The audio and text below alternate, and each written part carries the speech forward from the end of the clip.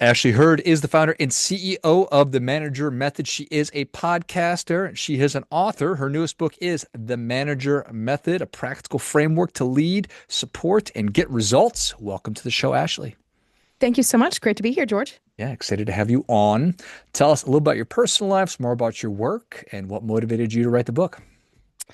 I am currently based in Atlanta, Georgia, but I grew up in Louisville, Kentucky, and I have worked at KFC, or I'd say for KFC in the restaurant support center. And I started my career actually at Subway, being a sandwich artist. Mhm. And I have worked pretty much all levels of the corporate ladder, from literally being a frontline employee, supporting frontline employees, but also being a legal and HR leader at McKinsey, the world's largest, I think, consulting firm, and saw that one, people have or seem to have so much more respect for some people based on title. Like, oh, he worked at McKinsey. That's incredible. But I saw before my eyes that there were senior partners in McKinsey with so many Ivy League degrees, super sharp, and some were fantastic leaders, but there were plenty that, there might be a restaurant manager at KFC that could run circles around them from business and knowing their people and what motivates them. And so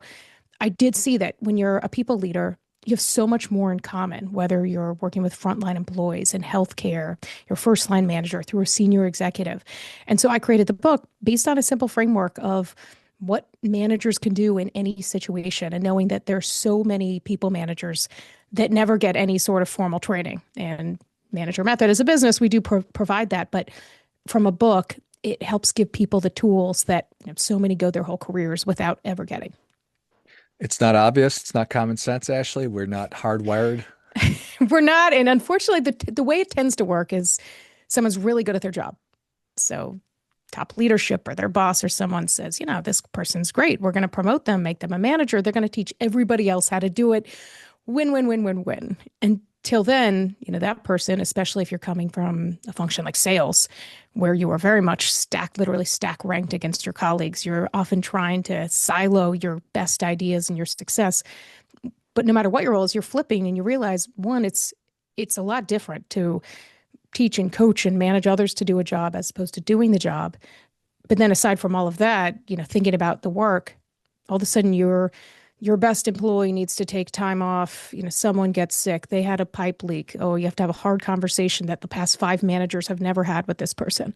And so there's just a lot of challenges that are really common and conversations that need to be had that often aren't. Well, I could speak from personal experience of being that top performing salesperson who then got put into management, and I had no idea about any of it. So, What did you find hardest when you became a manager? well, I was tasked with recruiting and then managing and training as well. The hardest thing was holding people accountable. Yeah. I think it's super common.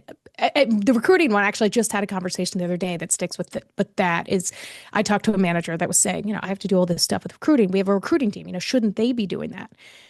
And I say, well, sure, but recruiters, they may not know every function, but also flip it and think about the person you want to come work with you. You're telling this person, I'm so busy as a manager, I don't have time to be invested in these things, or I'm too busy. And so you have somebody else in recruiting. And while that's all fine and good, a lot of your top candidates, bless them, people don't love recruiters or HR as much as the world might think. But as a manager, it's about getting involved in that process and, not being there every step of the way, but knowing how much your presence means. And I had that conversation a few days ago, a couple days afterwards. The person had said, I ended up jumping on a call that a recruiter was going to have with the candidate and explain, I wanted to have this instead of the recruiter, and how much it meant to the candidate. And that sometimes you don't pause and consider what it's like in that other person's shoes. But that's one of the more positive conversations. It can be a lot harder doing things like holding people accountable. Yeah, there's no doubt. It's I mean, to your point, if we've never been taught, trained to do these functions, then why would I be able to do it, and why would I be comfortable doing it? What what is a manager? Maybe that's a really stupid question, but just to level set. Well, no, if my book is The Manager Method, I better be able to answer that question. But I'd say the way I put it in an ideal world is someone that drives results without driving people out the door. I say that because oftentimes, especially it seems like more and more, the focus is on those results. You're supposed to get these results. You're supposed to have things happen. And sometimes you sacrifice getting results in the short term for having people that are so exhausted or they feel like they weren't appreciated. And so maybe they hit this target, but now they're open to work on LinkedIn or they're having conversations that you don't even realize they're having. And so it really is threading the needle between having the conversations to teach people, coach people when they're not doing well, figuring out if this is the right role for that person or not, because those are the conversations that are tough, but are important to have as well. But doing that in a way that recognizes it's a human on the other side of that conversation. Which, for the time being, it is still a human being on the other side of that conversation. That is a very important caveat. Do you, did you go into it with the thinking, knowing that these are the things that have to be present for somebody to feel good about the work that they're doing? It's dignity, it's being seen, being heard. Are there sort of like values that you thought about? Yeah, there's a lot I thought about. I did the research as well. Just a lot of times, there's a piece of research from UKG, their research arm, from now about 3 years ago that says a manager has more of an impact on their employees' health than their doctor or their therapist, roughly on par with their spouse or partner if they're in a relationship. In that, for example, it gets to a lot of those things of the stress, how someone feels. That all goes into how someone performs. And so going into it, there's a lot of research that talks about it. There's autonomy. There's whether someone feels like they can be themselves at work. And one of the things I say in the book is, when you're working with people, people have all sorts of comfort levels of sharing personal details about themselves. I mean, you probably see it. You open the podcast, tell me personal life. You see some people that are open book, some people that give you a not so open page, and people are different. But nobody should ever feel like they have to share something they're not comfortable with, but also something that they shouldn't be afraid to share. And so knowing as a manager, creating those opportunities for people to fill that container however they most feel comfortable, that can help people really perform the best and want to stay and grow. That is such a profound statement and reality that a manager has more impact than the person's doctor. And I just was listening to a podcast and they were talking about how and this is maybe really, really bad advice or wrong, but having a glass of wine or even smoking a cigarette, if that causes you to relax and calm down, that it's better to do that than to continue being stressed. And I was like, oh my goodness, I never really thought about it that way. And then you say that, and I realized that I've had managers in the past that made me physically ill because of the amount of stress and anxiety that I'm not going to lay it all at their feet, but they were certainly part of it. Totally. In the book, I talk about, I'm talking to managers. I'm talking to people who are leaders, even if you're not a people manager. Often people are trying to get ahead, which is fantastic. But I give a very real example of how my first job I worked in actually cold calling sales for a couple of years before I went to law school, and I was a lawyer and then had gone in HR. But my first job shifting from a law firm environment to an in-house environment, which is working for a company. I was interviewing with a man who was actually my client. He was a general counsel. It was a publicly traded company. And, for all stereotypes, he was a man with a stay-at-home wife. They had a nanny. They had two teenagers. I, at the time, on the flip side, my husband and I both worked. We had a young toddler thinking about growing the family. And so for me, there were so many things that stuck out. Like I live in Atlanta, sometimes schools or daycares close just because it's cold outside.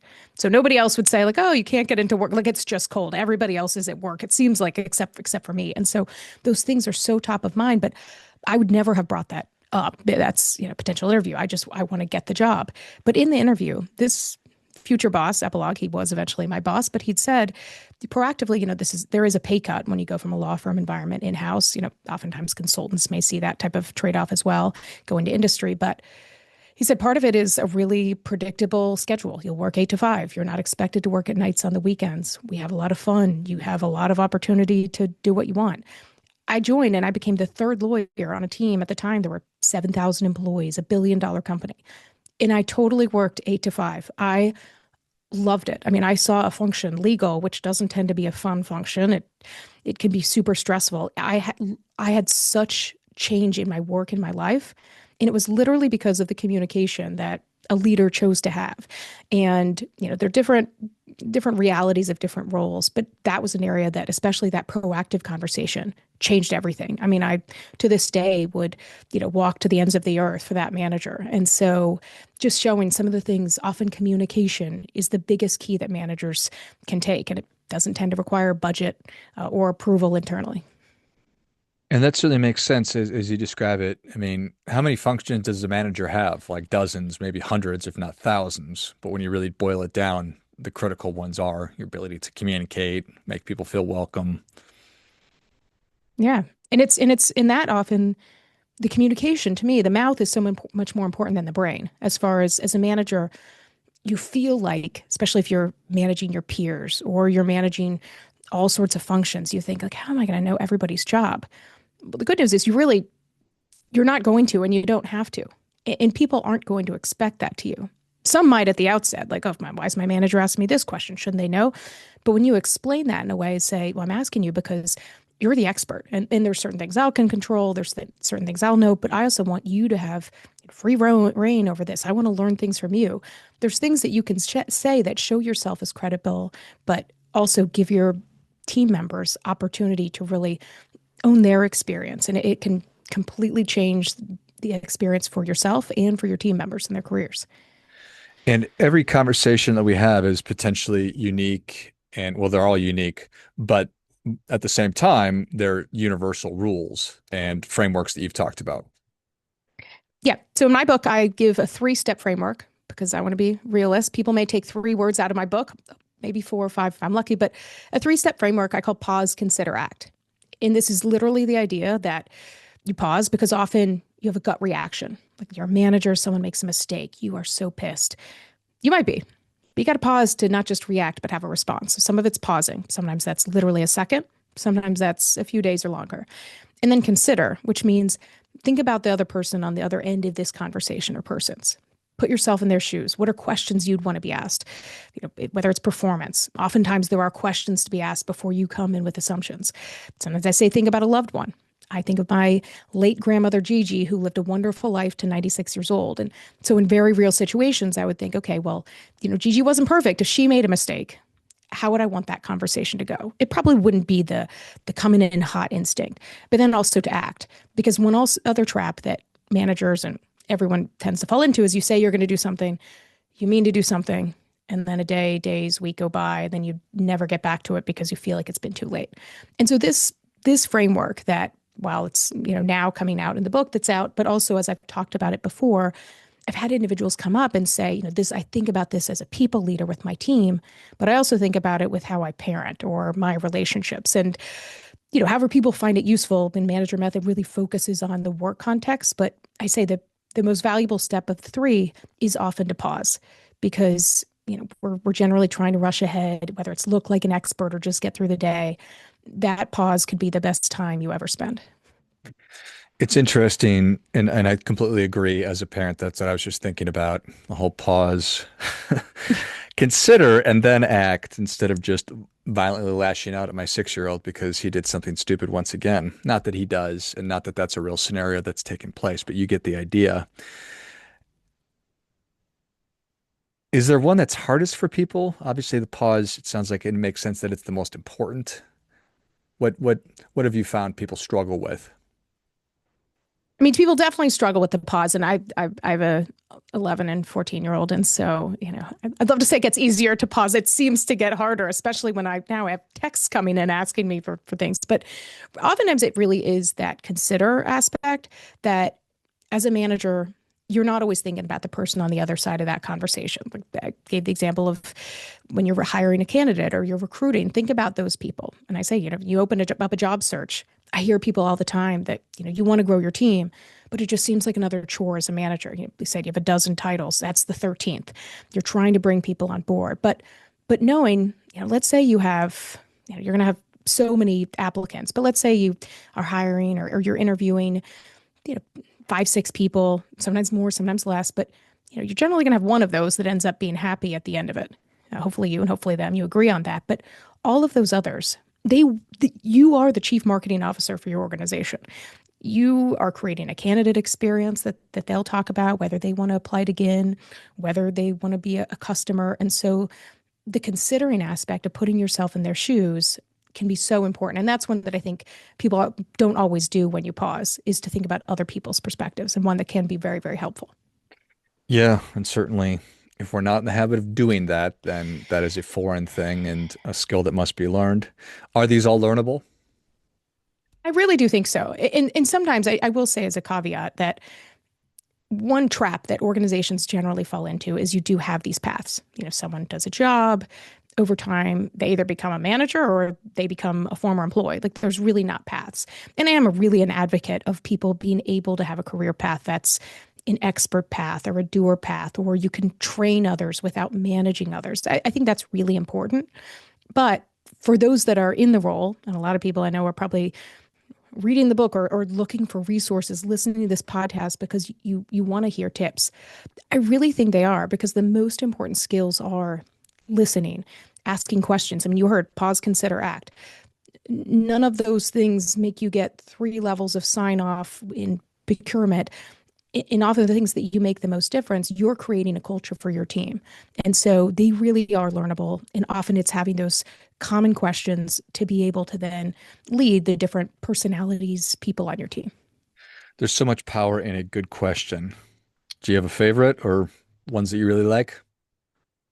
One that I really like is asking others, what do you wish more people knew about your work? And that's one that you can ask your team members when you're a new manager taking over a team, asking people that. It's one that you can ask cross-functionally. Another trap sometimes managers end in is it feels like there's, you know, a bunch of teams all competing against each other. If you've ever worked in an organization that it seems like these departments, like everyone knows these departments just don't like each other. Well, that's really not productive, and it can be absolutely miserable, not just from a business results, but just the mindset. And so when you're building relationships cross-functionally or with your team or otherwise, just asking what's something that you wish more people knew about your work. It gives people an opportunity to share something they may have kept inside. They may have to think about that. But it's also ways you can really learn what's important to other people and build that relationship accordingly. Yeah, that's an awesome question right there, and can uncover so much and give people the opportunity to again be seen and feel heard. And wow, nobody's ever asked me that. I bet people say that all the time. They totally do. But I'd ask you that, George, is what do you wish more people knew about your work, whether it's your work or this podcast or running it? What would you say? What do I wish more people knew about my work? Oof. I don't have a good answer to that question. I'm gonna have to get back to you on that one, Ashley, because what do I wish more people knew about what I do? Because I'm pretty outspoken about why I do what I do and the impact I'm interested in having. And there's not a lot of secret to it necessarily, but I think that there is so much power in a good question and just be ready to listen. And all right, I'll tell you this. I think that the greatest gift that you can give somebody else is your undivided attention, especially these days. And so it's not an easy thing to do these days, but it is more important than it ever has been. And being an active listener. And now I'll keep talking because I sort of got the idea here. You form such an interesting relationship with somebody when you're on a podcast, because it really is 20 or 30 minutes where there's no interruptions necessarily, and so you're really able to lock in. And so that's transferable, and it's really with this framework that you're talking about, that's really what you're doing, or that's part of what you're doing, is you're asking a good question, you're actually listening, and you're engaging in a way that maybe somebody hasn't been engaged with for a while. So terrible answer to your question, but we sort of No, landed the plane eventually. no, I think it's great. Also, but it's an important thing. Like when you ask people that question, I mean, one thing I say as a manager sometimes is the power of whether it's surveys or giving people a heads up on the conversation you're going to have, because it does. Sometimes it feels like, oh gosh, what am I going to say? And your team members can feel like that in the moment. And one of the reasons I ask the question, what do you wish more people knew about your work? Is because instead, if you say, what do you wish more people knew about you? I mean, that's something that sometimes you ask one-on-one, but you may have those team members that say, like, I don't really want to feel comfortable sharing that. And so when you peg things on work over time, people might share things about themselves personally, but sometimes being thoughtful on that, but knowing it's hard to answer some of these questions in the moment. So you can always come back to it as a manager. And in saying that, so George, I'm happy to come back if you ever have additional thoughts on that as well. Come back around Yes, too. 1,000%. We will definitely do that. And I've never been a person who I am, whether I'm a thoughtful person or not, or I'm just not very smart, I do prefer to know what questions somebody has of me, especially if they want a thoughtful answer, to be able to think on something. And not everybody is obviously that way. There's probably plenty of people who can come up with a good answer right away. It's true. But if you think about work, that's why I say with interviews in particular, things like that, rarely at work are you going to be called on the spot for something. I mean, sometimes, but giving people advance notice and giving time to consider, sometimes that can get the more thorough answer and see more realistically how people work. Yeah, I love it. Well, Ashley, thank you so much for coming on. Where can people learn more about you? How can they engage with you? Who should be engaging with you? And where can people get their copy of The Manager Method? Thank you, George. Well, I don't want anyone to feel like you can't engage with me. Everyone welcome. You can find me on social media at Manager Method on pretty much all the platforms. Managermethod.com is my website. And from there, you can go to my book. And if you do get my book, then you can go there and get a free self-reflection guide or a book club guide, whether you want to read it on your own or as a team. Well, I love everything about that. I see this as a wonderful opportunity for certainly any leadership team within an organization, but 1,000% the HR team to do a book club about this, because just what a great way to sort of promote the ideas that you've just been talking about in a fun and accessible way. And I imagine you do workshops too. Do workshops, and we have a real scalable leadership training platform that does. It really puts HR at the center. I am a firm believer that on not just having someone externally teaching things, but having that blended and have HR be a function that's not just how can I reset my password and my paycheck's incorrect, by helping people do their work and having the questions to ask other people. And so we really, whether it's our book club guide or our Manager Method leadership platform, we do put HR at the center of that. So always happy for people to learn more. Excellent. Well, if you enjoyed as much as I did, show Ashley your appreciation. Share today's show with a friend who also appreciates good ideas. Good ideas. Go to managermethod.com. Ashley, is that what it is? Or is it That's the it. It is. manager? This website's managermethod.com, but hopefully by the time this go live, I'll go ahead and just make sure that moves over either way you put it. Excellent. And then pick up your copy of The Manager Method, a practical framework to lead, support, and get results. And get in touch with Ashley if you are interested in a workshop or just learning more. So thanks again, Ashley. Thank you, George. Till next time, remember, do your part by doing your best.